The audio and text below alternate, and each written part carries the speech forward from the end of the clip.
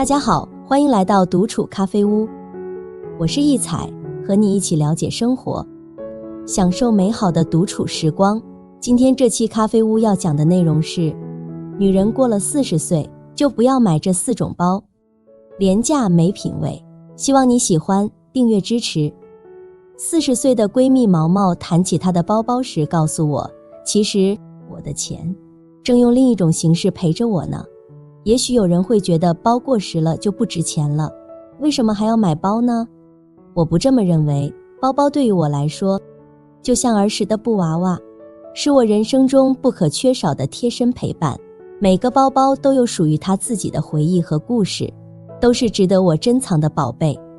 是啊，包包对女人来说，意义远超其本身。辛勤工作，不辞辛苦，当年终奖到手时，自然要选一款心仪的包包来犒赏自己。挎上心爱的包包，我们能真切地感受到自爱的力量。我确实值得对自己这么好。静下心来凝视着包包，那些奋斗的往事便浮现在眼前。它提醒我们，生活中最美好的部分，往往是我们通过不懈努力赢得的。每一个包包都像是一座座纪念碑，纪念着我们克服的每一个难题，完成的每一个项目，以及在自尊与虚荣之间，我们逐渐学会的坦荡与自信。你们买这些包包，不就是为了炫耀吗？确实如此，但它们也承载了我们无数的欢笑与泪水。在人生的长河中，这些包包化作时间的见证者，记录着我们的成长与经历。除此之外，包包作为一套造型的秘密武器，对穿搭起到了至关重要的效果。俗话说得好，一个女人的衣柜里永远缺少一只包。尤其是对于中年女人而言，包包更是体现着我们的品味。今天咖啡屋就来给大家分享日常包包的搭配原则，让你更加精致，更加优雅，更加有气质。1. 有品味的中年女人都不要买这4种包包，廉价没品味。第一种，双肩包，土味十足，还会给肩部带来负担。想当年，双肩包可是学生时代的标配，满满的都是青春回忆。可是如今我们已步入中年，再背着个双肩包满街跑，就有点扮嫩的嫌疑，更别提它那土味十足的设计了。更重要的是，随着年龄的增长，我们的肩部可能已不再那么年轻力壮，双肩包那沉甸甸的重量，简直就是给肩部增加负担的小确丧。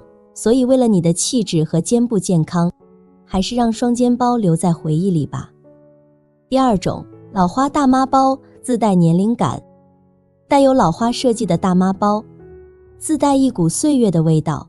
这种包包往往以其复古的图案和经典的款式，吸引着不少中老年女人的目光。但问题在于，它太容易显老气了。中年女人虽然经历了时间的洗礼，但并不意味着就要提前步入奶奶的行列。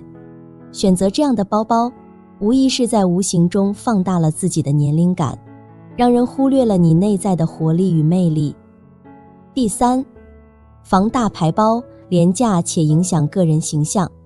在这个品牌至上的时代，很多人都对大牌包包趋之若鹜，但高昂的价格往往让人望而却步。于是，许多的防大牌包应运而生。这些包包外观上与正品无异，价格却亲民许多。正是这份亲民暴露了它的廉价本质。防大牌包往往做工粗糙，材质低劣，根本无法与正品相提并论。更重要的是，它们不仅无法提升你的品味和形象，反而可能因为细节上的瑕疵而让人一眼看穿你的虚荣与伪装。在这个追求真实与品质的时代，与其背着一个假的名牌包四处招摇，不如选择一款适合自己风格、品质上乘的包包，来得更加自在和自信。第4种，风格太强烈的包包，太难驾驭。提到风格，就不得不跟大家聊一聊包包的风格了。风格太幼稚的包包，背在身上会很违和，过于个性的包包又难以驾驭。设计复杂花哨的包包，很容易给人一种显老又浮的感觉。2. 包包的选择关注事项，掌握了就不怕出错。一是要注重材质的选择，真皮不易出错。真皮包包以其优良的质感、耐用性和经典不过时的魅力，确实是很多时尚达人的首选。在预算足够的情况下，选择质感优良的真皮包包能够使得你的气质和形象提升很多。轻轻松松远离廉价。2是注重包型大小，长度大于宽度不容易压个子。挑选手提包时，尺寸的把握至关重要。那些长度超过宽度的款式，可以拉伸了你的身体线条，让你在人海中显得更加修长。然而，若不慎挑选了过大的包款，那就事与愿违了，就会让你看起来矮不少。因此，下次挑选包包时，不妨先看对比一下长度和宽度，再上身试一下，确保与你的身高和身形相得益彰。3是风格多以优雅为主，拒绝太休闲和幼稚的款式。优雅是每个女人都应该追求的气质。一只设计简约、线条流畅的包包，就像是你的时尚名片，无声地诉说着你的品味与格调。如果你整天背着一个印着卡通图案或者风格幼稚休闲的包包出门，就会和你的自身气质违和。4是看细节做工，拒绝廉价粗糙的包包。最后但同样重要的一点，就是看包包的细节做工了。一个高品质的包包，往往能在细节处见真章，走线是否均匀，五金件是否光亮无划痕，拉链是否顺滑无声。这些看似微不足道的细节，却能直接影响你的整体形象。如果你精心打扮了一番，结果却因为背了一个拉链卡顿、线头乱飞的包包而瞬间掉价，就太得不偿失了。所以选包时千万别忘了仔细检查这些小细节，这是提升自己气质的关键所在。3. 中年女人背包的建议，瞬间变气质女神。建议：秋冬穿衣太厚实，包包最好别斜挎。秋冬季节寒风瑟瑟，我们的衣橱里总是挂满了各式各样的厚重大衣和毛衣。这时候，如果你还固执地选择斜挎包包，那画面可就有点不和谐了。厚重的外套搭配一个斜挎的小包，很容易加剧上半身的臃肿感，显得虎背熊腰的。建议2，包包和服饰的材质以及色彩有呼应。穿衣打扮讲究的是整体协调，包包作为配饰，它的材质和色彩选择绝对不能马虎。如果你穿的是一件温暖的驼色大衣，那么一个同色系的皮质手提包就是绝佳的选择。这样的搭配既和谐又高级，让人一眼就能感受到你的品味和气质。建议3，根据场合选包包，别随便背。生活中我们总会遇到各种各样的场合，商务会议、朋友聚会、家庭聚会，不同的场合自然需要不同的包包来搭配。如果你随便背个包就出门，那可能会让你的形象大打折扣。在选择包包时，一定要根据场合来挑选。商务会议时，可以选择简约大方的手提包或托特包；聚会时，则可以选择时尚的手拿包，尽显你的品味。4. 包包款式选择，这几款不会出错。1. 高质感皮包。40岁姐姐们总是希望能够利用穿搭来为自己抬高身份地位，这个时候对于包包面料的挑选就一定要格外注重，选择高质感的皮包才是明智之举。小牛皮或小羊皮都是不会出错，相对于其他材质来说有着更好光泽感，版型也更高级。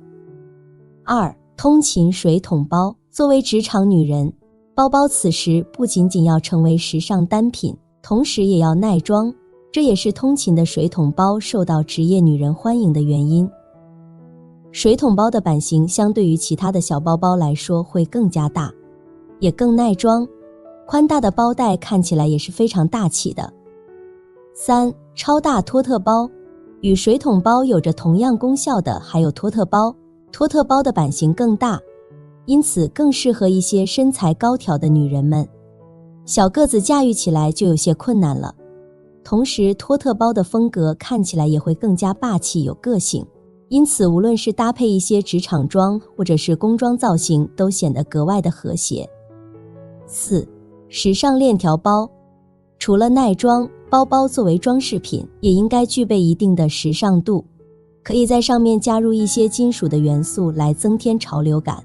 像这2款包包就采用了金属的链条材质，如果是链条的包带，那么包身就不宜过大，精致小巧更好看。5. 立体感小方包。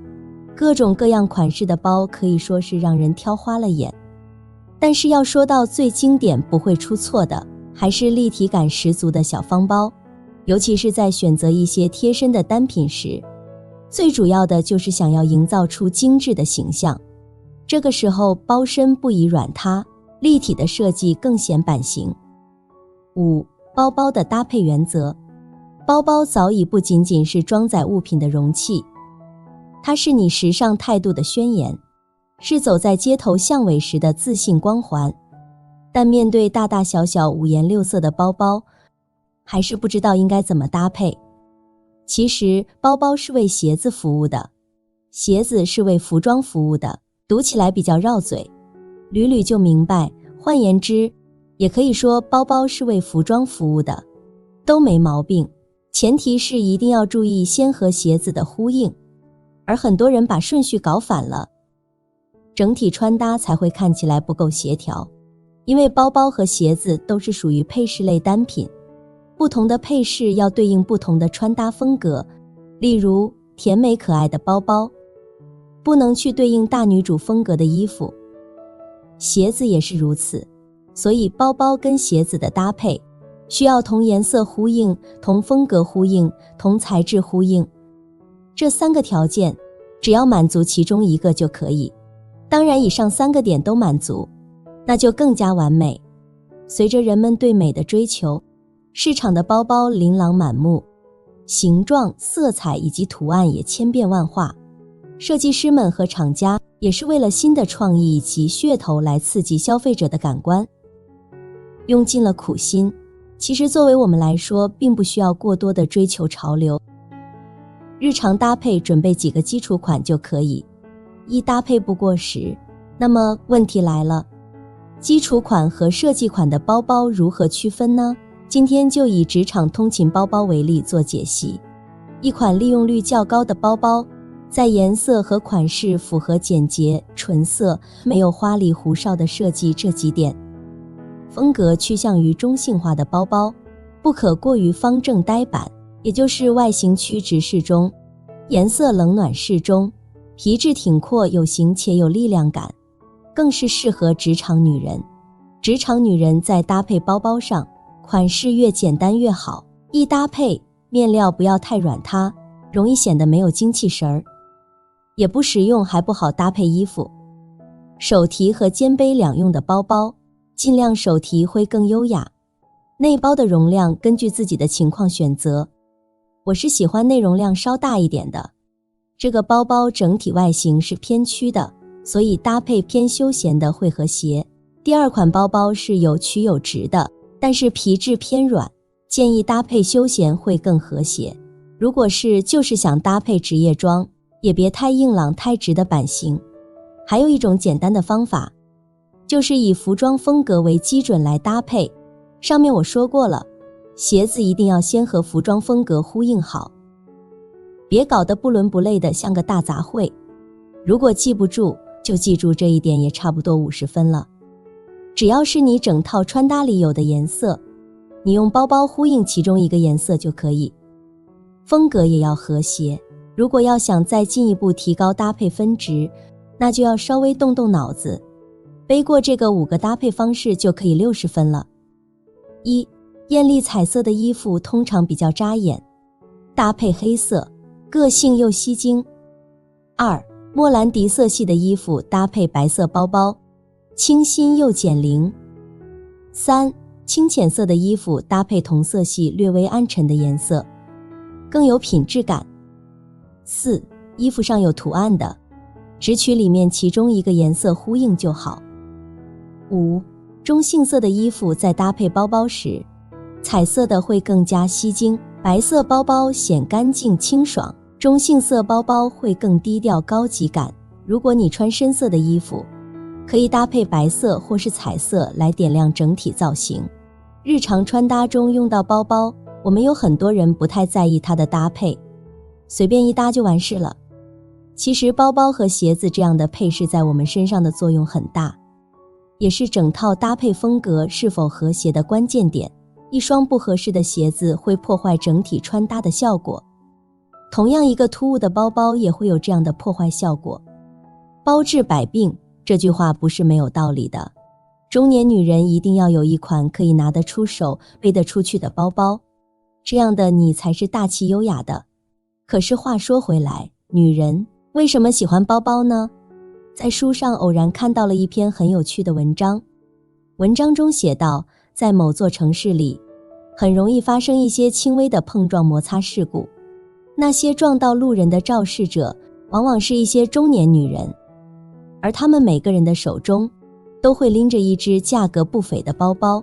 这些中年女人拎着奢侈的背包，在马路上横冲直撞，然后会不经意地撞上年轻貌美的女人。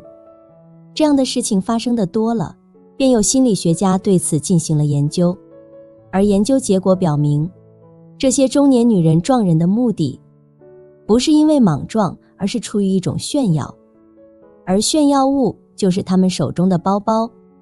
于是心理学家就得出一个结论，当女人拥有一个新的包包时，她不仅会迫不及待地向人炫耀，还会增加自己的自信。这就是一个背包带给女人的改变。仔细观察这个世界，你会发现，几乎每个女人心中都藏着对包包的热爱。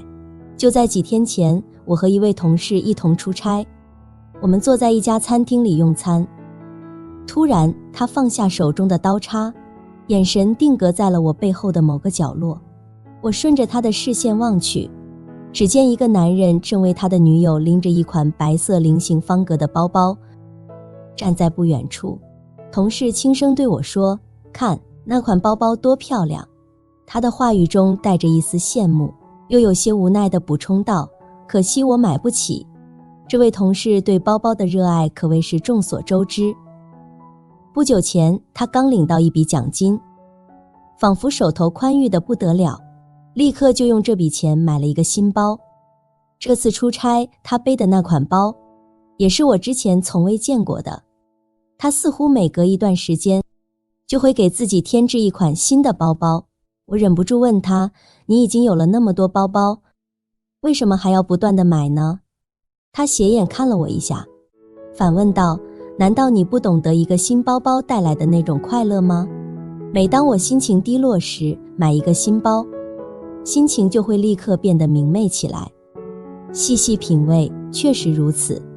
在《加油，你是最棒的》这部剧中，牛美丽遭遇了一段经济困难的时期，郝泽宇在她不知情的情况下，悄悄地将她的包包放到了二手网站上出售。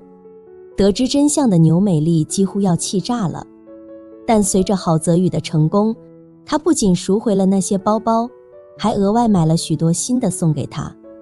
牛美丽高兴得像个孩子，情不自禁地跳起舞来。曾经有一家网站对2000名消费者进行了一项调查，结果发现购买包包给女人带来的快乐感位居榜首，甚至超过了买鞋、珠宝和化妆品。这足以说明包包对女人的吸引力。网络上有个有趣的问题：为什么女人如此钟爱包包？有人回答说，因为包包就像是女人的第二张脸。在你不熟悉一个人的时候，无法一眼看出他的性格、爱好和身份，往往就会通过他手中的包包来判断。虽然听起来有些功利，但这就是现实。不管这个答案是否具有普遍性，它确实从一个角度揭示了包包对女人的重要性。包包不仅仅是一种装饰品或实用工具，在很多女人看来，它甚至成为了身份的标志。一个优雅得体的女人，总是会拎着一只与她相称的包包。曾经有个幽默的小故事，妻子对丈夫说：“我生病了，可能得买个新包。”丈夫疑惑地问：“生病和买包有什么关系呢？”妻子笑着回答：“难道你没听说过包治百病吗？”这虽然是个玩笑，但对许多女人来说，这就是真的。几乎所有的女人都认同，在上班或参加重要活动时，一定要有个包包，而且她们会精心挑选，与服装搭配得恰到好处。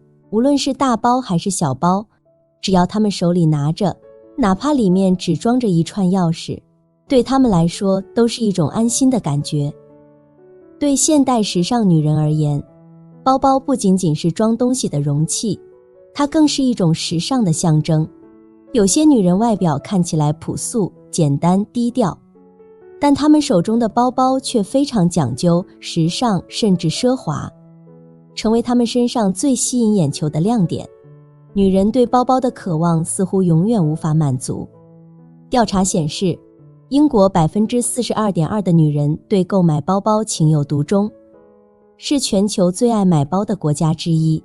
美国女人平均每人拥有11个包，有 10% 的女人甚至拥有超过20个包。